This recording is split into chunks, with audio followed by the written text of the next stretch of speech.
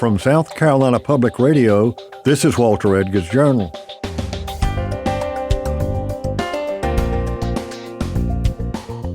I'm Walter Edgar, welcoming you to our podcast about South Carolina culture and history, with a nod to all things Southern. Today, our guest is Mount Pleasant native Grady Hendrix, author of the novel Witchcraft for Wayward Girls. The book is set in Florida in 1970 and is about a group of pregnant teenage girls living in a maternity home for unwed mothers. They discover a book on witchcraft, and for the first time in their lives, power seems to be in their hands. We'll talk with Grady about this latest novel, as well as some of his previous ones, and we'll explore how he came to specialize in the horror fiction genre. Grady, it's great to have you on the Journal today.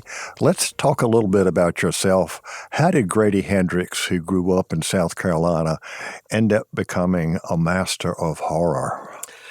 I would say a series of bad decisions along the way. I grew up in Mount Pleasant, the old village, and I wound up going to NYU for university, and I wanted to do theater. I started out, doing community theater at the Dock Street with Julian Wiles and all those guys, and I really wanted to do theater. And as you get older, you realize the problem with theater is you spend your entire job yelling at people to learn their lines and to show up to rehearsal. And so when you talk about theater, you were talking about being producer, director, not acting. I wanted to direct, yeah. And I gave it up because I couldn't rely on anyone. And the thing where you don't rely on anyone else is writing. And so I was a journalist for about 10 years up in New York, but doing cultural coverage back when you could make a living doing that. And with the 2008 financial crisis, everyone tightened their belts, no more freelancers. They just beat the staff writers and made them work harder. And I turned to fiction and slowly plotted my way to the haunted house I live in today. Well, and you also took some time out in Hollywood, didn't you? Yes. I worked in L.A. I was an extra for a bit, and I was also a clerk at Tower Video and Tower Classical. But yeah, I was an extra. So if you watch classics like Dennis the Menace 2 or certain episodes of Saved by the School of the New Bell, you will see me lurking around in there. But didn't you have something to do with Hollywood script? Oh, well, I did do a little screenwriting, but that was sort of after I started writing books. Okay. I did screenwriting off and on. I still do to this day. It really, if you need to pay your mortgage, screenwriting is a good way to do it. Okay, so you decided to write fiction. Why horror?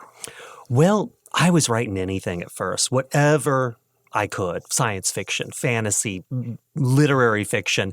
But what people seemed to like more was horror. And so I hadn't really read a ton of horror growing up because it freaked me out too much. But, when people start saying this is what we like, that's what you lean into. And it's comfortable for me. I like writing about the world around me, and horror is just the real world with the boring parts cut out.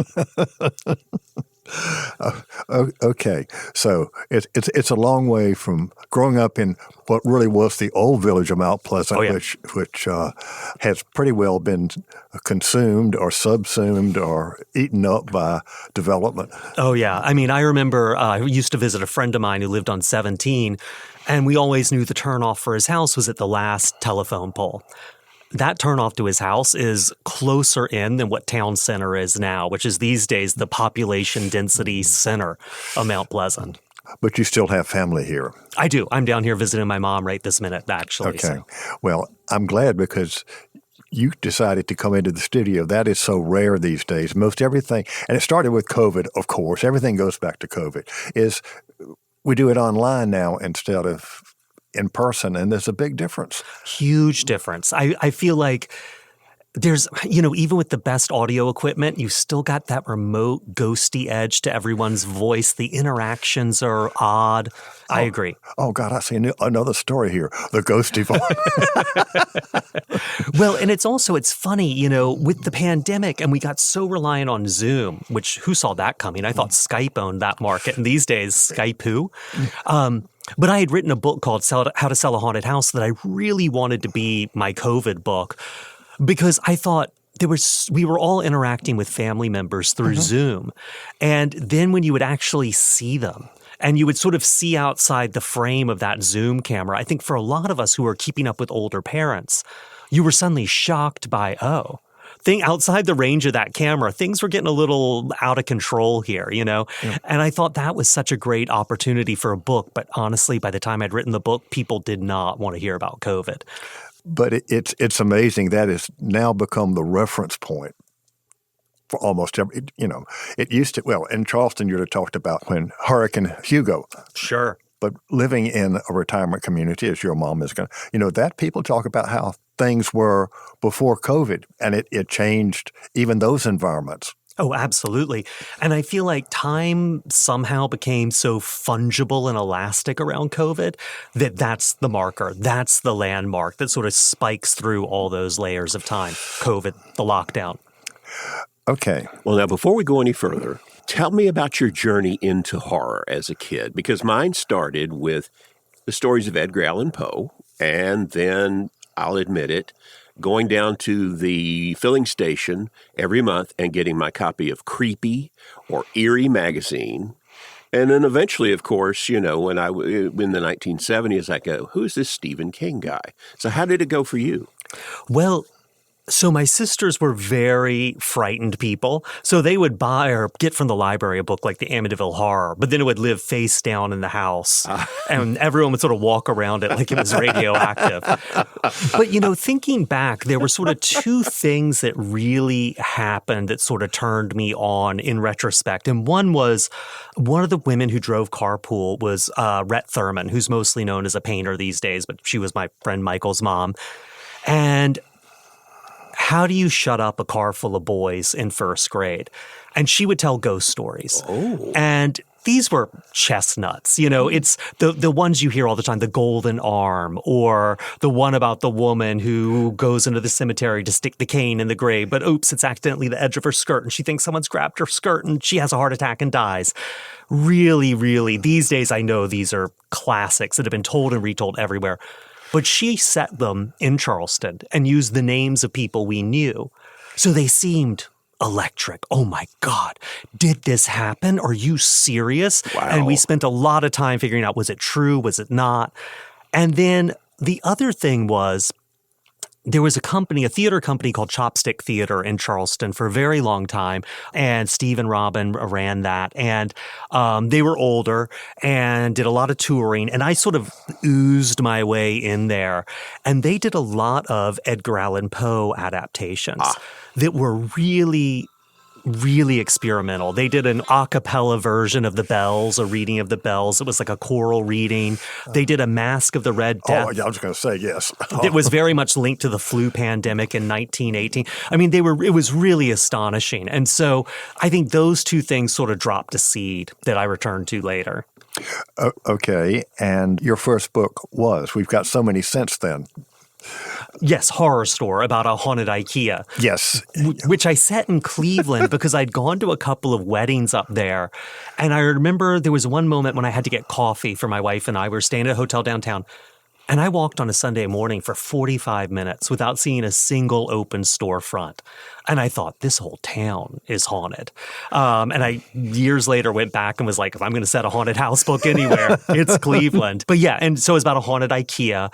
And that book was very deceptive because the foreign rights for that sold in dozens of countries, which made me think for my next book, I'll sell all these foreign rights. And what I didn't realize is IKEA is an international language that everyone speaks. They had no interest in a book about Mount Pleasant and two possessed teenagers in 1988. But IKEA, sign me up. Okay. You have come back home several times. One of your latest is Witchcraft for Wayward Girls. And my favorite, The Southern Book Club's Guide to Slaying Vampires. Yes. That one set in Mount Pleasant. I mean, it was it's funny. My mom's been in a book club that I think is now celebrating its 52nd anniversary. And so I knew all these women in the book club growing up, and I couldn't stand them. They were my mom's loud friends. They would come over. I'd have to stay upstairs. There'd always be food that was bought for them that was really nice, like cake and stuff. But I wasn't allowed to touch any of it because it was for company. And as I got older and got to know these women as adult human beings rather than member of my mom's book club, I realized that they had lives, and their lives had really taken turns. And through it all, they'd been in this book club and really been there for each other. And I realized just sort of how dismissive we can, and especially in publishing, people can be about book clubs and women in book clubs, and then how dismissive people can be about housewives, about women who don't work a 9-to-5 job but raise a family instead. And I really wanted to then, I realized that so many of these women, their lives were defined by their social responsibilities, their responsibility to their families, to their neighbors, to the people their kids went to school with, all these people. And I thought, well, who would clearly be up against them would be a vampire who is, responsible to nothing except his appetite. And one of the things that really flipped a switch for me with this book is I was flying home, and I was flying into Charleston Airport, which I refuse to call Charleston International Airport until they actually have international flights. I looked down, and you see the marsh down there, and it's got all these rivers and creeks and inlets, and it looks like veins and arteries and capillaries. It looks like a circulatory system. And as we flew in, there was something someone was building, some development I later found out of condos. And it was just this construction that was like this dead space. And they were sort of building it on these two lengths of lot. And it looked like fang marks, the classic double fang mark in someone's neck, with just this dead land around it. And I started thinking about the ways Charleston sort of cannibalized itself with development in the 90s, and this idea of consumption. And you sort of think, you eat and you eat and you eat, and when are you full? When is enough enough? And I think that's, really ties in with this idea of vampires as these consumers who just go and go and go. Their appetite is what drives them. And then you have these women who appetites have to be controlled, and with food, with sex, with romance, with ambition, so many factors control and limit those appetites. And the book started really coming together. And that all sounds very airy-fairy for a book that's ultimately about a book club killing Dracula, essentially. And, of course, there's the male protagonist and his sister as well. Yes. It's James Harris, he's my steal from Shirley Jackson. She has a character who's her demon lover, who is known as James Harris. So occasionally someone will recognize this. And I like to do this a lot, and I think maybe part of it is being from South Carolina, where I feel like we're all in this continuity where you can say something like, oh, yeah, well, downtown, and everyone knows you're sort of rolling your eyes at downtown Charleston people, or, you say, oh, well, they're from upstate, bless their hearts, and everyone knows what you mean. And, and so I feel like James Harris is one of those nods the same way, in Charleston, there's always these little nods to things that we all understand. Hey, here in Columbia, since we moved across the river, we now live on the West Bank. Well, right now I'm working on a book that's set in Greenville, and it's having to learn a whole new psychic geography, that's really like learning a new language. Well, the Greenville you're looking at now is quite different from the Greenville 25 years ago. Well, this is set in the 80s, so it's when I knew Greenville because we have family who lives up in that area, and it was a sleepy town back there, man. And, it really is dynamic. Just as an aside, now it is a weekend destination from people from Atlanta, and they come up and spend the weekend in Greenville. The food, the art, it's incredible. To someone whose idea of Greenville was completely shaped before 1991, that is inconceivable. I mean, we never went downtown Greenville. I mean, why would you go? What was there? There wasn't anything downtown. There was a hotel. The Poinsett Hotel. Yeah, and some wig stores. That was about it. Okay. Well, your latest, you want to, and by the way, do you write your own PR? I have some influence over it, yes. I was going to say, gosh, I wish you'd been in my class at Carolina. I always like to have an occasional wise ass. You could just, occasional. I think it's a full-time job. Which is why he's worked with me so long. Make sure that gets in the Alfred. Nope, I'm cutting it out. But the comparison, we've already talked about the horror store, but you had another book, Your Best Friend's Exorcism. Yes. So you've got at least 3 books based in Charleston. Oh, yeah. But the way you describe them, and I think you did this, right? Oh, yeah. My Best Friend's Exorcism. It is Beaches meets The Exorcist. Oh, that's me. Yep. And it caused the Wall Street Journal to consider you a national treasure. Which was, a step up. And I'm trying to look for your description of the Southern Book Club's guide. It's, fried green tomatoes and steel magnolias meet Dracula. Yes. Well, I actually think Steel Magnolias is an underrated piece of literature. It's a fantastic play, and Dracula still works. I mean, you can still read Dracula now and fall into it. So, yeah. And I have gone back and read Poe. When you started saying Poe, The Mask of Red Death is what came to mind. And it's funny with Poe because I think when you read them in high school, it's fun. You're reading, it's not, another. Yeah, but you read The Gold Bug. Yeah. And in Charleston, you would have read The Gold Bug. Oh, God, yes. And but you're like, thank God, at least it's not Eudora Welty or something, right? I mean, great writer, but in high school, you're not ready. But you go back to Poe again and again, I think, and so much is packed into those short stories that you can kind of unpack them endlessly. And Mask of the Red Death is one that when I read it in high school, I liked the ending, but it was a little too gothic, over the top for me. Now I think it's, one of the great short stories ever written. And like Young Goodman Brown by Nathaniel Hawthorne, I think a short story that's just such a pivotal icon in American horror and its development, and sort of a pole that a lot of things revolve around. This idea of the return of the repressed, that you can shut the doors, you can bar the gates, you can put curtains over the windows, but everything you're trying to keep out of the house is already in the house. Well, that brings me to The Blanks, which is actually one of your first publications. It's not a novel. It's too short. Right. No, it's somewhere between a short story and I think they call it a novelette, technically. Yeah. Or a novella, we could be. Right. A novella. Okay. And that really is spooky. Thank you. Of course, it's set on a sea island. Right. Well, actually, it's interesting. I wrote that story because, it's about these people who live on this sort of resort island where everyone has this sort of gracious, shabby chic kind of lifestyle, which is very, very low country. Yeah. And, but there are these things that are there and you don't look at them. You ignore them. There are these creatures and they appear, and if you notice them, they'll come for you later. And so you just ignore them. And what launched that story is I had friends who have a place on Fire Island in New York, which is it really reminds me of the Low Country. It's you do not put your wealth on your sleeve. It's sneakers on the porch and, screen doors and windows and no air conditioning. And it's the closest thing. I grew up on Sullivan and Isle of Palms to a large extent with relatives who live there. It's the closest thing I've ever come. But I was asking them, we're at 0 sea level here, and you just bought a house. Are you worried about, water level rises, global warming? And they said, oh, we just don't think about it. And I thought, that's so crazy to live in a place where there is this existential threat to your property and your life, but you just don't think about it.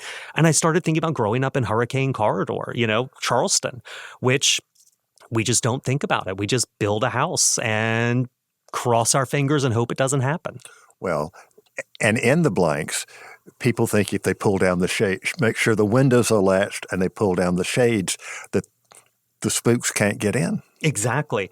And they always get in. That's somebody, now the key there, is you can't look at them directly. Right. If you do, they got you. Exactly. And, to me, it's like after I wrote it, I was going through a lot of stuff about growing up in South Carolina at that point, because I think there are different times in your life where you sort of come to terms with the history of where you live. And I feel like that's one of those lessons of history. You have to look at it directly, but then you got to reckon with it. Then it comes for you. And we still are. Exactly. Reckoning with it in South Carolina. I guess, Grady, I have just still, it's hard, but then when you describe it, it's funny. I'm sorry. Well, horror is ridiculous to some extent, right? I mean, if you think about let's say The Exorcist, which is a movie, there was this cultural moment in a best-selling book about this little girl possessed by Satan. And then you think about it and you're like, well, why on earth would Satan possess an 11-year-old girl? What possible interest does he have? And then it starts to become quite ridiculous. I mean, what's he going to do? Just sort of tromp around town, going on carnival rides he's too short for and staying up past his bedtime? And so I always feel like with horror, my job is to take these tropes, the exorcist, the vampire, the haunted house, these things we've accepted, and to push it, to apply the reality principle until it bends but doesn't break and become ridiculous, and try to figure out what made this scary in the first place. With vampires, it was really, they were the original serial killers. They were a monster that looked just like us. They looked like a human, unlike ghosts or zombies or werewolves or Frankenstein's monster. They looked like us, and they fed on us. And that's the serial killer. That is that classic male predator who lives amongst us, and we don't recognize him until it's too late.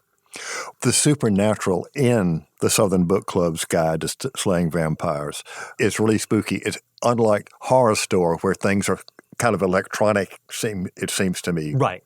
Right, exactly. And in Horror Store, it was really a more modern take on a haunted house, and what that would be like in a big box retail store, particularly IKEA, which owns so much of our psychic real estate. Which I still just love that concept. I really do. I walked through an IKEA in Los Angeles. It was like a small city. Oh, yeah. So a haunted IKEA would be like a haunted town. Well, and all those empty rooms that are never, those empty bedrooms that are never meant to be lived in, those empty kitchens that will never cook a meal. It's a very uncanny landscape.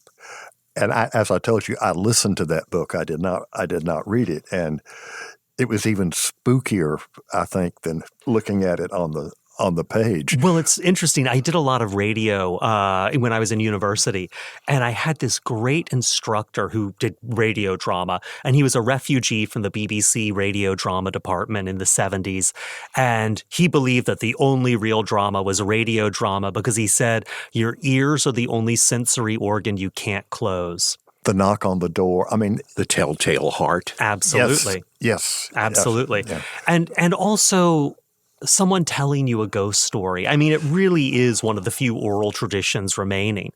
I heard one of the greatest ghost stories I've ever heard in my life because when I do signing lines, I'm a very slow signer. But if I talk while I'm signing, I write down what I'm saying. And so I'll ask people questions and I'll say, oh, have you ever seen a ghost? Have you ever lived in a haunted house? And I had a woman say to me, oh, yeah, I lived in a haunted house. And I said, oh, tell me about it, scribble, scribble, scribble. And I'd heard a lot of these stories by this point. And she said, well, I had gotten divorced and I had two children, 4 and 6, I believe their ages were. And she said, and we moved to a new house in a new town. And she said, and on the first night, the kids, I figured we were all pretty unsettled, right? You did a little takeout pizza, you did our best. And they went to bed. And she said, in the middle of the night, I woke up and the kids were standing by the bed and they wanted to get in and sleep with me. And I said, yeah, of course. It's a new house. Noises are weird. And as they crawled into bed with me, I moved over. I realized they weren't my kids. Wow. And I sat up and said, I am stealing that. You will get no money for it. Thank you for the greatest ghost story I've ever heard in my life. And I asked her, what did you do next? And she said, well, I screamed and I threw the blanket and there was nothing there. And then I went and slept in my kid's bedroom. Wow. But you can't do that with writing. There's an element of ghost stories, which is this oral storytelling form that is electrifying when it works. Well, how have your friends and neighbors and your mother's friends reacted to, well, specifically something like the book club? Well, it's interesting. So my mom hates horror. It's not her bag. And I remember when I told her I had a book contract for my first book and she was so excited. And I said it was a horror novel and I could just see the light die in her eyes. Oh, no. Oh, no. And, it's interesting. She's really come around. And I think Southern Book Club was what started to, because even though it's not exactly based on her book club was a real inspiration. And that's the neighborhood we grew up in. And the main character lives in the house we grew up in. And I think because it touched so many things in our shared life that she recognized it and she thought, oh, I get it. This isn't just someone jumping out in a Halloween mask. And then my new book, Witchcraft for Wayward Girls, which is about the maternity home set in 1970, we have 2 relatives who were sent away when they were teenagers.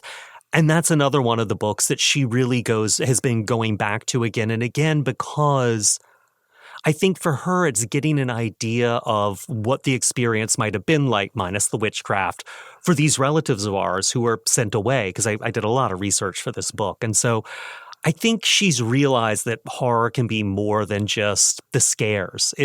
Horror can be romantic. It can be nostalgic. It can be funny. It can be surprising. It can be, dare we say it, literary to some extent. And so it's interesting to see her conception of horror opening up. The other thing that happens a lot, and some writers find this annoying, but people keep saying, oh, I've got an idea for your next horror story. 9 out of 10 times, the idea is terrible. And you smile real big and you say, oh, that's great. But I picked up my mom from her book club last night, and one of the husbands of a book club member came out in the driveway and said, Grady, I've got an idea for your next horror novel. And I put on my fake smile and I said, oh, do you now? And then he told me, and I thought, you know what? That's pretty great. And I said, I said, you're not getting any money from this, but I'm going to use it one day. And he said, oh yeah, just give me an acknowledgement in the book. I was like, done. That's an oral contract. It's binding at a court of law, sir. So you are working on another book? Oh yeah. I mean, I'm finishing up the book set in Greenville now. I've turned in the first draft. I'm doing rewrites because my first drafts are always hot garbage. And then I've got another book to write and another one I think I'm doing. But then the idea from the book club, that's coming along. Well, I guess you are your own publicist, but you better tell your publicist when Greenville comes out that we get a copy so that we can bring you back home. Oh, I would love to come on.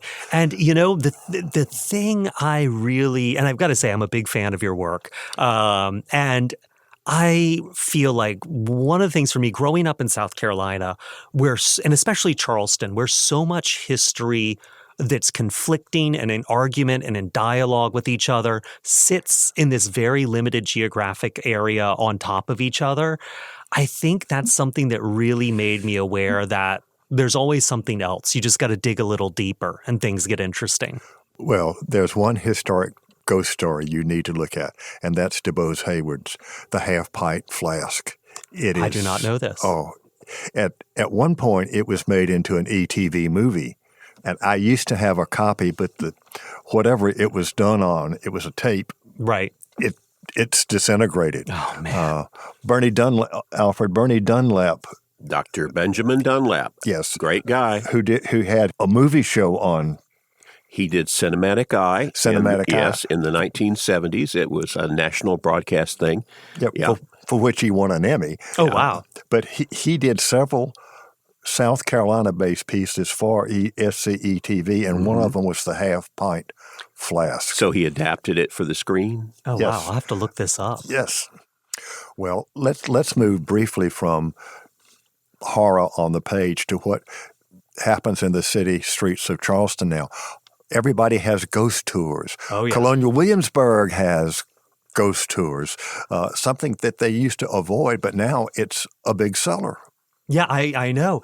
If you go to Savannah on a Thursday or Friday night, you think, why are all these people congregating on these street corners? They're all waiting for their ghost tours to start. And I feel like we've got to look in the mirror and say, how long are we going to exploit the unpaid labor of ghosts for our tourism industry? Well, all I can tell you, though, and I have given talks in Savannah, but just walking the streets of Savannah after dark is a spooky experience. That's a spooky town. Oh, absolutely. And it's interesting, too. I mean, Savannah is one of those towns where it goes quiet. 9 o'clock at night, 10 o'clock at night. It is dead in that downtown on some nights of the week, and it really is eerie. Yeah. Well, Greenville's coming up, then another one. Yes. one of the reasons I keep coming back to South Carolina with my writing is I know this place, or as well as anyone can. And one of the first things you got when you write is you got to show your sort of authority, why I'm the person to tell this story, because I know it. And this is the place I know. And it's funny, moving away from South Carolina, I had never once thought about being from the South. But when you move up north or to a city or something, after you're from the South, suddenly you are a representative of the South. And people have all these questions about it. And it's like asking a fish what it's like to be wet. You're like, I don't know, man. That's just the way it is. But it makes you have to think really hard about it. And as much as I hated growing up in Charleston, because I think everyone hates where they grow up, I've come to love it as much as it drives me crazy these days. The whole idea of the Carolina Low Country, ever since people have lived there, it has an otherworldly feeling to it. You Absolutely. Get in the swamp without any lights, it is country dark, as they used to say. If you ask folks who really have roots here, do you believe in haints? They may say no, but they do. Oh, absolutely. They do. Grady, as much as I hate to wind up, time to wrap it up. So any last words for our listeners before we do sign off? People sometimes say they don't like horror. What do you say to someone who doesn't like horror? And we all like being scared. Even people who say they don't, those are boring people. Being scared is not just the guy in the Halloween mask jumping out. It's when you kiss someone for the first time, a first date, when you go on a roller coaster ride, when you speak a foreign language you've been learning in that country for the first time, when you give a talk for the first time. It's always a little bit of fear comes with it. And fear just means you're doing something new. And that's horror. It's just something you haven't seen before. All right. Well, Grady Hendrix, the author of the Southern Book Club's Guide to Slaying Vampires and many other spooky tales. Thanks for being with us today on The Journal. Thanks for having me, man.